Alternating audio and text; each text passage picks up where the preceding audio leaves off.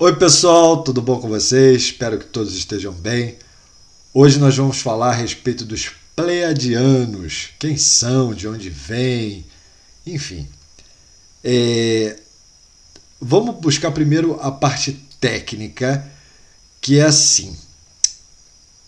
Muitas raças de alienígenas, elas foram catalogadas por ufólogos em todo o mundo, tá? Dentre elas, os pleiadianos. Assim sendo, os pleiadianos vieram de Pleiades. O que são as Pleiades? Pleiades são um conjunto de 7 estrelas que ficam na constelação de Touro, ok? As 7 estrelas são habitadas. Todas as 7 estrelas existem civilizações e todos são considerados pleiadianos. Os pleiadianos são muito semelhantes fisicamente com nós, com o nosso corpo físico humano, ok? Alguns dizem até que se eles estivessem entre nós, ninguém notaria. Eu sou contra essa ideia, depois eu explico o porquê, mas vamos lá. E eles são os mais parecidos conosco, né? Tanto que eles falaram que os primeiros contatos, o contato em massa que vai ser com toda a humanidade, o primeiro contato será com o pleiadiano, justamente por causa disso, porque eles são os mais parecidos com a gente. Então eles não vão assustar, digamos assim, né? Você imagina o primeiro contato ser com um ser de Sírios, que são os felinos, um homem de 2 metros de altura com a cara de leão, né? O arcturiano todo azul, o insetoide, enfim, é complicado. Então, os primeiros contatos serão feitos com pleiadianos, pela semelhança que eles têm com a gente, né? Eles são seres de 2 metros a 2,5 metros, 2,60 metros de altura. Os mais altos têm 2,60 metros de altura. Foi com um desses que eu estive, tá? No meu primeiro contato. Tem um videozinho aí no canal, se vocês quiserem, vocês buscam aí. Meu primeiro contato. Vamos lá. Eles são chamados também de nórdicos pela sua postura, pelo corpo bem definido, pela postura. Eles parecem nórdicos realmente. Você sabe aqueles nórdicos europeus que eram muito altos, né? Que tinham aquela postura assim de lordes, sabe? Eles têm essa postura, eles têm esse jeito de ser. Pela alimentação, acredito eu, eles são magros, são muito bem definidos fisicamente. As roupas que eles usam são macacões, são um tecido biológico, né? Que é a mesma textura da pele deles. São muito, muito, muito brancos. Eles se assemelham muito aos albinos aqui na Terra. Tem uma disfunção genética que a pessoa nasce sem o melanoma no corpo. Então ele tem os cabelos brancos, os cílios brancos, a pele extremamente branca, né? Vou botar essa foto aí para vocês verem, para vocês entenderem melhor. Então eles são muito semelhantes aos albinos, tá? Eles são, nós somos descendentes, uma boa parte de nós são descendentes deles. A gente tem a genética pleiadiana em nós, tá? Vale a pena lembrar que eles são muito, muito mais evoluídos espiritualmente e energeticamente, tá? Como eu te falei, são 7 estrelas que compõem as Pleiades. Tem 2 estrelas que eles já estão, aqui na Terra nós diríamos, já estão na 6D. E as outras estão na 5D, mas bem avançados, tá? Quando eu tive o meu primeiro contato físico, em 1999, foi com o pleiadiano. E quando ele se aproximou da gente, a vibração dele era tão forte, tão forte. Eu tenho certeza que ele era de 6ª, da 6D, digamos assim, né? Ele era muito evoluído.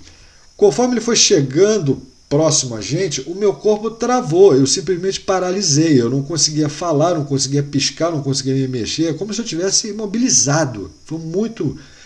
tudo tremia, a minha perna tremia, a minha musculatura tremia, meu olho tremia, tudo, meu cabelo ficou arrepiado, era muita energia. Foi aí que eu pedi para tocá-lo, né? Não, calma. Primeiro o meu irmão que estava do meu lado, o paulista que estava do meu lado, José Ricardo, ele virou para ele e falou assim, quem é você? Qual é o seu nome? E eles disseram, aqui nós não temos nomes, mas vocês podem me chamar de amigo. Em seguida, o Zé Ricardo perguntou, o que vocês estão fazendo aqui?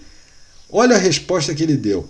Não pense que nós somos bonzinhos, mas nós somos. É porque a evolução de vocês, né, a nossa evolução depende da evolução de vocês. Porque se nós evoluirmos e vocês não evoluírem, vai ficar uma lacuna. E essas lacunas não são permitidas nas leis universais. Por isso nós estamos aqui auxiliando vocês a evoluírem para que nós possamos evoluir também. Olha que interessante.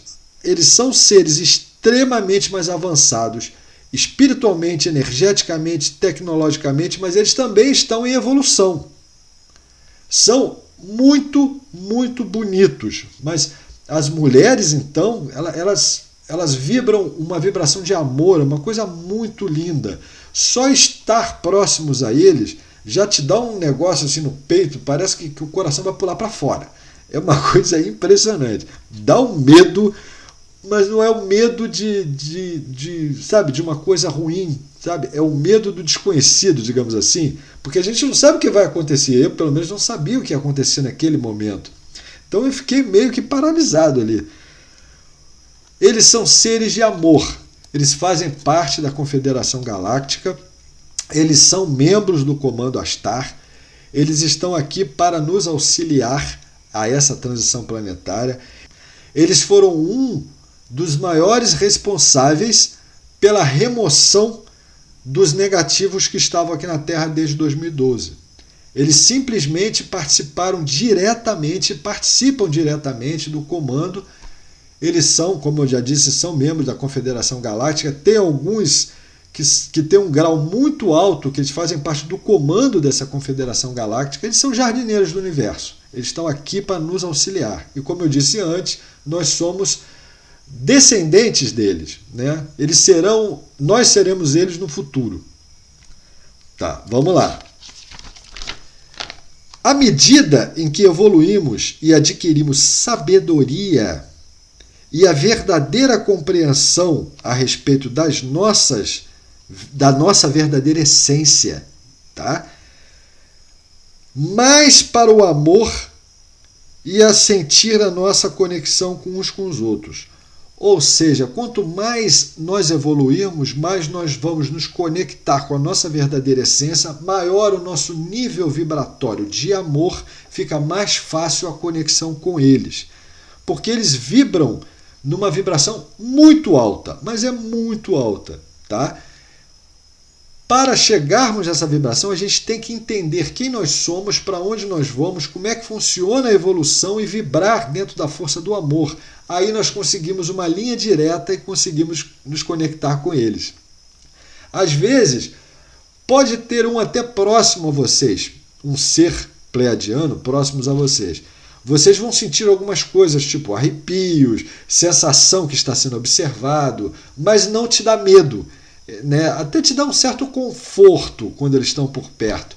Mas a gente não consegue vê-los nem entrar em sintonia com eles, porque a nossa vibração ainda é muito baixa. Né? É uma coisa assim, a gente precisa ajustar, a gente precisa se corrigir, a gente precisa mudar o nosso interior. Eles colocaram um chip de metal, né? Um implante aqui na minha nuca. Toda vez que eles estão próximos, não só eles, como qualquer irmão extraterrestre que for da confederação que vibre na vibração do amor, eu começo a sentir uns choquezinhos assim, como se fosse um choquezinho de 12 volts, sabe aquelas coisas, como se fosse uma coceirinha assim, sabe? Eu começo a sentir, eu falo, opa, tem alguém chegando aí, tem alguém por perto. É só olhar para o céu que já começa a vir as naves, eu já começo a ver as bolinhas de luz passando. Então toda vez que eles se aproximam, eu sinto, tá? Mas sinto por causa da vibração. Como eu disse antes, meus irmãos, eles são seres de amor, né? Eles são muito parecidos, têm 5 dedos, eles têm 2 olhos. A boa parte deles é louro. Tem alguns que são louros escuros, tem outros que são castanhos claros. Os olhos podem ser azul, podem ser amendoados. Eu nunca vi um de olho verde, tá? mas eles são extremamente altos, eles conseguem produzir mentalmente, eles conseguem falar dentro da sua cabeça, dentro da minha cabeça, no caso, eles conseguem falar. Às vezes eu escuto uma voz aqui dentro, faz isso, faz aquilo, fala a respeito dos pleiadianos, uma coisa assim, sabe? Então eles falam dentro da cabeça da gente. Eles têm muita facilidade na comunicação mental, tá? Eles são, como é que eu posso explicar? A gente usa, dizem, né, que a gente usa até 10% do cérebro, eu acho que é muito menos. Eles usam mais ou menos 50% do cérebro. Eles são telepatas, eles são telecinéticos, eles movimentam. Lá em Pleiades fica a 500 anos-luz de distância, ok? Lá de Pleiades eles conseguem se manifestar aqui na Terra mentalmente. Olha a capacidade desses seres, olha a tecnologia desses seres, né?